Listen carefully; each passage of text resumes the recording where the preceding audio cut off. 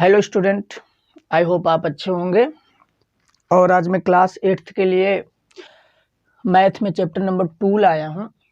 ठीक है, जो बच्चे 9th में अच्छे नंबरों से पास होना चाहते हैं, जिनको 9th में अच्छे नंबरों से पास होना है, वो 8th का मैथ पूरे अच्छे से प्रिपेयर करके रखें, अच्छे से तैयार करके रखें, क्योंकि ये मैथ आपको 9th में बहुत काम आने वाली है।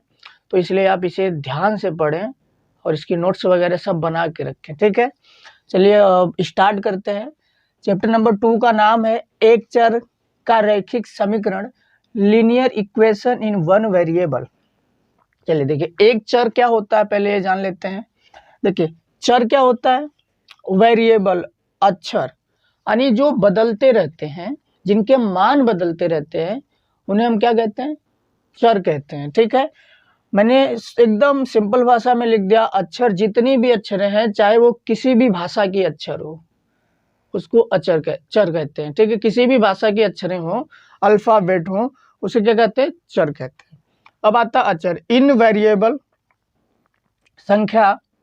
देखिए, इनवेरिएबल क्या होता है? जितनी संख्याएं होती है ना, सारी की सारी क्या होती है? इनवेरिएबल होती है, अचर होती है। देखिए, अब नंबर जो भी होते हैं ना, वो अचर होते हैं। ठीक है, जैसे देखिए, ये 2, 3 और 3, 5, ये सब क्या है? अचर हैं। जैसे मान लीजिए आप 5 रुपये की नोट लेके दुकानदार के पास गए, दुकानदार क्या, अब दुकानदार वो 10 रुपये की नोट समझेगा कि 2 रुपये की नोट समझेगा? क्या समझेगा? 5 रुपये की ही नोट समझेगा। उसे आप भी 5 रुपये की नोट समझेंगे और दूसरा वाला भी 5 रुपये की नोट ही समझेगा। कोई भी उसे 5 रुपये की नोट ही समझेगा, क्योंकि वो बदलने वाला नहीं है, उसका मान अचर है। लेकिन जो अक्षरें हैं ना, देखिए यक्स और वाई है ना, इनका मान बदलता रहता है। इस वाले समीकरण में यक्स का मान कुछ अलग निकल के आएगा और इस वाले समीकरण में यक्स का मान कुछ, वाई का मान कुछ अलग निकल के आएगा। ठीक है, तो चर और अचर क्या होता है? चर वो होता है जिसका मान बदल जाता है, अचर वो होता है जिसका मान नहीं बदलता है। ये चलिए मैं इसको हल करके बताता हूँ आपको, तो आपको आसानी से समझ में आ जाएगा कि चर और अचर होता क्या है। ठीक है, जैसे 2x + 3 = 9 दिया हो, तो इसको जब हल करेंगे ना, देखिए जब इसको कैसे हल करेंगे अभी जस्ट बताऊंगा, पहले इतना जान लीजिए। जब इसको हल करेंगे तो 3 आएगा, x का मान क्या आएगा? 3 आएगा। देखिए, अब इसको जब हल करेंगे x का मान क्या आएगा? 6/5 आएगा। देखिए, x तो दोनों जगह सेम आपको दिख रहा होगा, अक्षर क्या है? सेम दिख रही है ना, लेकिन इसके मान क्या है? देखिए बदल गए कि नहीं, यहाँ 3 मिला है और यहाँ पे 6/5 मिला है। ठीक उसी तरीके से y को जब इसको हल करेंगे तो y का मान 2/3 आएगा। इसी तरह फिर कोई और समीकरण दिया होगा और इक्वेशन दिया होगा और आप उसको हल करेंगे तो y का मान अलग आएगा। तो इसी को क्या कहते हैं? चर। और जिसका मान ना बदले उसको कहते हैं अचर। ठीक है, अब हम समीकरण को हल करना सीखेंगे। कि समीकरण को हल कैसे करते हैं। तो चलिए हम स्टार्ट करते हैं। देखिए, सबसे पहले समीकरण के इधर वाले पार्ट को, ये बराबर है, बराबर का जो आपका दायां वाला पार्ट है उसको RHS कहते हैं, यानी राइट वाला जो साइड है, जो राइट वाली साइड है उसको RHS कहते हैं, और जो लेफ्ट वाली साइड है उसको LHS कहते हैं, और ये जो बीच का निशान है इसे इक्वल टू कहते हैं। आप बराबर आप लोग पढ़ते हैं हिंदी में। ठीक है, तो चलिए एक मैं इक्वेशन ले रखा हूँ, एक समीकरण ले रखा हूँ, 8x + 15 = 25। इसको हल करने के लिए आपको कुछ नहीं करना है, जिसके साथ अक्षर है, देखिए 8x के साथ, यानी 8 के साथ अक्षर है ना, तो इसको आप लिख लीजिए। फिर आप ये बराबर का निशान लगाएगा। पहले स्टेप में क्या करना है आपको? जिसके साथ अक्षर है उसको लिख लेना है। तो 8 के साथ अक्षर थी, हमने आपको यहाँ पे लिख दिया। 8 के साथ क्या है? अल्फाबेट, हमने यहाँ पे लिख दिया। इक्वल टू का निशान लगा दिया, ये बराबर का निशान लगा देना। अब ये 25 लिख देना है। 25 है, 25 को आप यहाँ लिख दीजिए। फिर यहाँ पे देखिए प्लस का निशान है, तो इस साइड माइनस लिख देना है। अगर यहाँ पे प्लस का निशान है तो दूसरी बराबर के जो दूसरी साइड हम आ रहे हैं तो वहाँ पे लिख देना माइनस, और 15 लिख देना। ये 15 है तो 15 लिखेंगे। फिर हम 8x लिखेंगे, इक्वल टू में क्या लिखेंगे? 25 में से 15 घटा देंगे। क्या करेंगे? 15 घटा देंगे, 10 बचेगा। ठीक है, अब देखिए आपको अगली बार में, अब जो इसका अगला स्टेप होगा, जब दोनों तरफ एक एक सिंगल नंबर बच जाएंगे, सिंगल, देखिए इधर भी सिंगल नंबर और इधर भी सिंगल नंबर। ठीक है, तो आप अकेले आपको क्या लिख लेना है? अक्षर लिख लेनी है। आप यहाँ पे अकेले अक्षर लिख लेंगे और ये 10 लिखेंगे। और जिसके साथ अक्षर के साथ जो गिनती है, देखिए अक्षर के साथ कौन सी गिनती? 8।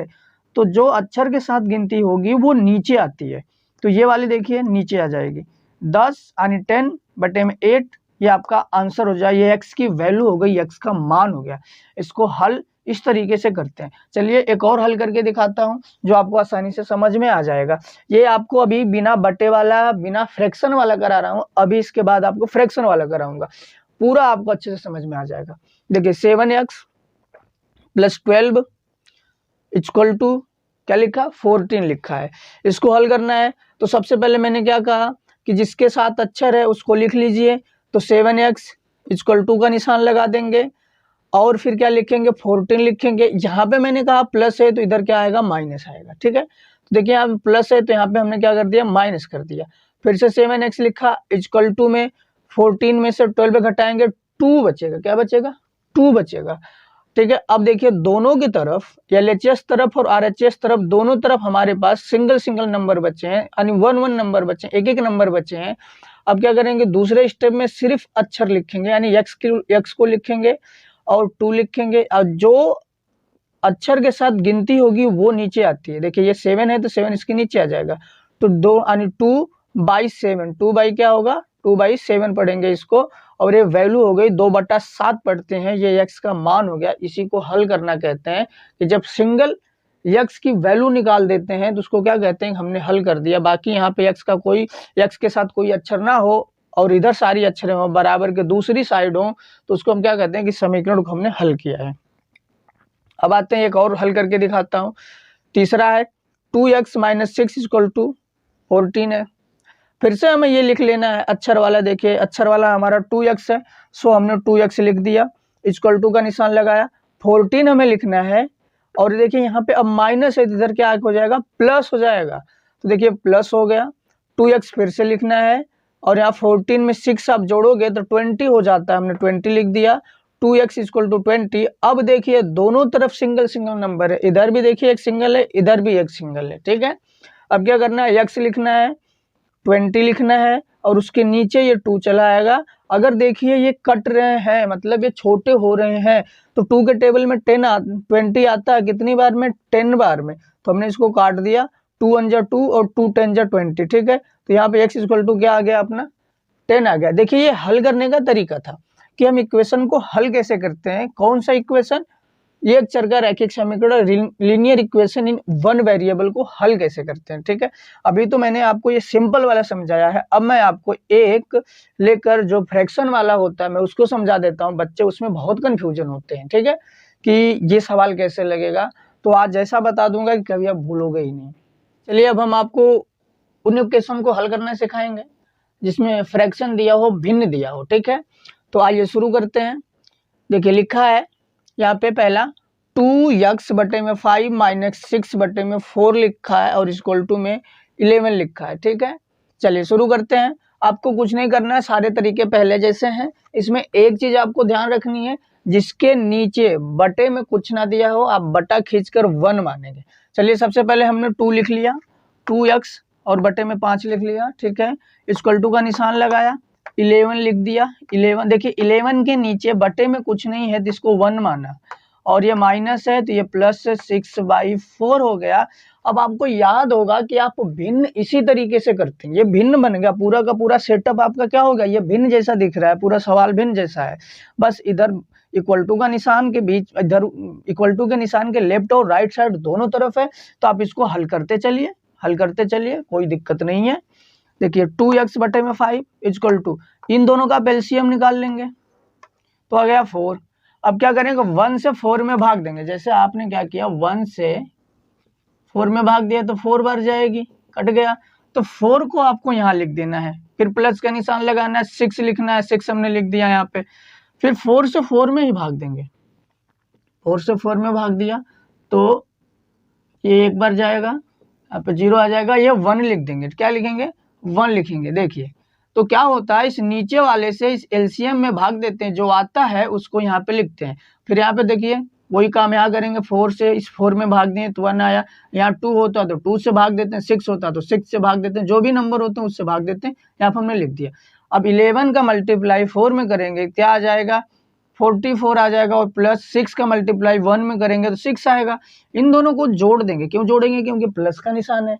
तो जोड़ोगे आप तो आ जाएगा, क्या आ जाएगा, 50 आ जाएगा, 50 आ जाएगा।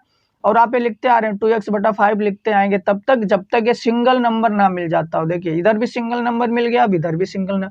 अब आपको इक्वल टू का निशान लगाना, जैसे ही सिंगल नंबर मिल जाए दोनों तरफ आपको इक्वल टू का दोबारा निशान लगाना। सिर्फ आपको अक्षरें लिखनी है, तो हमारा अक्षर जो है यानी जो हमें क्या लिखना है, वेरिएबल लिखना है। यक्स हमें लिख दिया और यक बराबर का निशान लगा दिया, ठीक है। अब ये पूरा नंबर लिख लेना है, जो 50/4 है यानी जो 50/4 है इसको लिख लेना। 50/4 है, हमने इसको लिख लिया 50/4 ये लिख देंगे। थोड़ी सी ये जो आपकी बटे वाली लाइन है इसको आप बड़ा करके रखेंगे। मल्टीप्लाई का निशान नीचे ऊपर दोनों लगा देंगे। ये देखिए नीचे है तो इसको ऊपर गुणे में कर देंगे, ये देखिए ऊपर है 2 तो इसको नीचे गुणे में कर देंगे। इन दोनों का मल्टीप्लाई करेंगे तो हो जाएगा 250 और बटे में 8 हो जाएगा 8, ठीक है। अगर इसको आप कट करना चाहें तो कट हो रहा था, 2 से इसको हमने काटा। देखिए 8 को भी 2 से आप डिवाइड करेंगे तो 4 आ जाएगा और 250 को भी आप 8 से डिवाइड करेंगे तो 125 आ जाएगा। नीचे और ऊपर दोनों एक ही नंबर से कटने चाहिए, आप अलग अलग नंबर से काटेंगे तो गलत हो जाएगा, ठीक है। आई होप आपको ये समझ में आया होगा। एक एग्जांपल और लेता हूँ, इसके बाद प्रश्नावली के सवाल लगाएंगे। देखिए क्या है, 5x/3 - 6 बराबर 15/2 है। ये हमें इक्वेशन दे रखा है, इसको हल करते हैं। सबसे पहले आपको क्या लिखना है, ये नंबर लिख लेने हैं जिसके साथ अक्षर है, मैंने पहले से बताया है कि जिसके साथ अक्षर लिख लेने हैं। 5x/3 - 6 = 15/2 लिख दिया। अब आपको क्या करना है, इक्वल टू का निशान लगाना है, ठीक है। 5x/3 लिखने के बाद इक्वल टू का निशान लगाना है, 15/2 लिखना है, ये निशान बदल देना है। माइनस है तो देखिए यहाँ प्लस हो जाए। अब इसके नीचे कुछ भी नहीं है तो आप 1 लिख देंगे, जिसके भी नीचे, अगर इसके नीचे कुछ नहीं तब भी आप 1 लिख देंगे, किसी के भी नीचे नहीं है आप 1 लिख देंगे बटा लगा के, ठीक है। अब इन दोनों का एलसीएम निकालोगे तो आप क्या आ जाएगा, 2 आ जाएगा। इसका एलसीएम क्या आ गया, 2 आ गया। तो आप 2 से इसको डिवाइड करेंगे तो 1 ही आएगा ना, तो 15 × 1 और 1 से 2 को डिवाइड करेंगे 2 आएगा, 6 × 2 मल्टीप्लाई कर देंगे तो 15 + 12 आ जाएगा। अब इन दोनों को जोड़ देंगे 27 आ जाएगा। ये आपको लिखते आना है। अब देखिए दोनों तरफ सिंगल हो गए, x लिखना है, 27/3 लिखना है, 27/3 मल्टीप्लाई का निशान लगा देना है। क्या करना है, मल्टीप्लाई का निशान लगा देना है। ये देखिए 3 नीचे है तो ये वाला 3 ऊपर जाएगा, देखिए ऊपर हो गया। ये 5 नीचे है तो नीचे आएगा, ये 5 ऊपर है तो नीचे आ जाएगा और ये 3 नीचे है तो ऊपर चला जाएगा। 3 से 3 कैंसिल हो जाएगा, ठीक है। आई बात समझ में, 3 से 3 कैंसिल हो जाएगा तो आ जाएगा 27/5। ये आपको इस तरीके से समीकरण को हल करते हैं, आपको समझ में आ गया। चलते हैं अब प्रश्नावली की तरफ। चलिए आपकी प्रश्नावली स्टार्ट करते हैं। पूरी ये जो प्रश्नावली है ना बिल्कुल सिंपल सी है, अब खामोखा डरते हैं, यहाँ डरने की कोई जरूरत नहीं है, ठीक है। प्रश्नावली को शुरू करते हैं। लिखा है सोल्व द फ्लोइंग इक्वेशन, निम्न समीकरण को हल करो। यानी हल करने का मतलब ये हुआ कि x को सिंगल छोड़ दो, x के साथ कोई गिनती नहीं होनी चाहिए, कोई नंबर नहीं होने चाहिए, उसको ऐसा हल करो कि x लास्ट में अकेला बच जाए, उसके बराबर में क्या बचता है उसी को हल करना कहते हैं। चलिए पहला सवाल आपका प्रश्नावली का, x - 2 = 7 है। अब आपको x लिखना है, इक्वल टू का निशान लगाना है, 7 पहले से अपना है, ये माइनस है तो इधर प्लस हो जाएगा जाके। तो देखिए ये 7 + 2 = 9 होता है, 7 + 2 आप करोगे तो 9 होगा, 23 = 9। ये पहला सवाल हल हो गया, x बराबर 9 होगा, आंसर हो गया। दूसरा हल करते हैं, y + 3 = 10 है तो y बराबर क्या हो जाएगा, देखिए 10 लिख देंगे, 10 लिख दिया। ये प्लस है तो माइनस हो जाएगा, -3 हो गया तो y बराबर 7 आ गया। 10 में से -3 करोगे तो अब तो 7 ही आएगा ना, तो 7 हो गया। ठीक उसी तरीके से शुरू करते हैं। तीसरा सवाल है, कहा है 6 बराबर z + 2 है। तो आपको आपने हमें ऐसा देखा है, आपका क्या ये दिख रहा है, आपका दिख रहा है कि RHS की तरफ LHS की तरफ आपका ऐसा सवाल, तो आप इसको बदल दो ना, इसको ना इस पूरे को इधर लिख दो और बराबर का निशान 6 को इधर लिख दो, बस ऐसे ही करना है। अब आपको क्या करना है, z लिखना है, बराबर का निशान लगाना है, ये 6 लिखना है, फिर माइनस लगाना है क्योंकि ये प्लस है और 2 हो जाएगा, यहाँ पे 2 है तो 2 हो गया, घटा देंगे, 6 में से 2 जाएगा, z = क्या हो जाएगा, 4 हो जाएगा। सीधी सीधी एक बात है, z = क्या हो जाएगा, 4 हो जाएगा। अब आता है क्वेश्चन नंबर 4, देखिए 3/7 + x है इक्वल टू में 17/7 है। आपको कुछ नहीं करना है, फिर से x लिख देना है, क्योंकि इसके साथ देखिए कोई नंबर ही नहीं चल रहा है, ठीक है। x लिख देना है, 17 बटे में 7 लिख देना है, और ये 3/7 है, जिसके आगे कोई निशान नहीं होता है उसको प्लस मानते हैं, तो ये प्लस हो जाएगा, प्लस है तो इधर आके माइनस हो जाएगा 3/7। अब इन दोनों का एलसीएम निकाल लेंगे। एलसीएम आएगा 7, 17 लिखेंगे, 7 से इस 7 में भाग दोगे 1 आएगा, तो यहाँ 1 लिख दिया, माइनस का निशान लगा, 3 लिखा, फिर 7 से 7 में भाग दोगे 1 आएगा, ठीक है।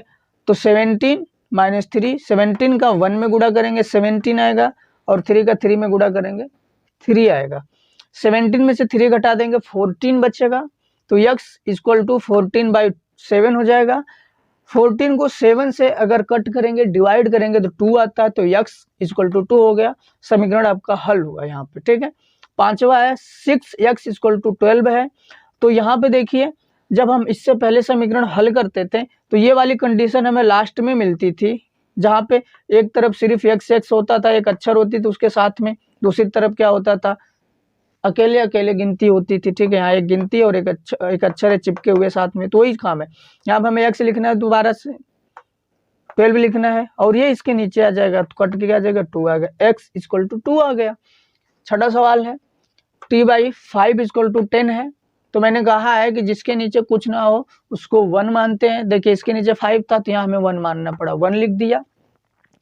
अब आपको क्या करना है, फिर से ये पूरा नंबर लिख लेना है, 10/1 लिख दिया, मल्टीप्लाई का निशान लगाएंगे, ये नीचे है तो ये ऊपर जाएगा, तो देखिए ऊपर आ गया, और इसके साथ कुछ नहीं है तो 1 होता है, इसके साथ कुछ नहीं है तो क्या होगा, 1 होगा, तो 1 लिख दिया। 10 का मल्टीप्लाई अब 5 में करेंगे तो क्या आएगा, आप समझिए, क्या आएगा, 50 आएगा, क्या आएगा, 50 आएगा, ठीक है। और 1 का मल्टीप्लाई 1 में करेंगे तो क्या आएगा, 1 ही आएगा, तो ये 50 आंसर हो गया आपका। t क्या आ जाएगा, 50 आपका आंसर हो जाएगा, क्या हो जाएगा, t आपका 50 आंसर हो जाएगा। अब अगला शुरू करते हैं, 2x/3 है = 18 है, तो फिर से इसके नीचे आपको 1 मान लेना है, 18/1 हो गया, 2x/3 आपको लिखना है, फिर से x लिखना है, 18/1 लिखना है, मैंने डायरेक्ट कर दिया है। तो ये देखिए 2 ऊपर है ना, यहाँ पे आ जाएगा इसके साथ, तो 1 का गुणा अगर आप 2 में करेंगे तो 2 आएगा, और 3 यहाँ पे चला जाएगा। अब देखिए 18 को 2 से काट देंगे तो क्या आ जाएगा, 9 आ जाएगा, ठीक है। तो ये 9 और 3 आप मल्टीप्लाई करेंगे, x = 27 हो जाएगा। ये आपकी प्रश्नावली के 7 सवाल लग गए, 3 सवाल और हैं जो मैं आपकी अगली क्लास में कवर करूंगा। अगर आपको इस वीडियो से कुछ भी सीखने को मिल रहा है, आपको ये वीडियो समझ आ रहे हैं या आपको हेल्प हो रही है, तो लाइक, सब्सक्राइब, कमेंट और शेयर जरूर करिएगा, क्योंकि इस वीडियो को अगर आप लाइक, सब्सक्राइब, शेयर और कमेंट करते हैं तो मुझे लगेगा कि आपको कुछ सीखने को मिला है, तो मैं अगली वीडियो भी बना के आपको अपलोड कर दूंगा अगली क्लास में, ठीक है।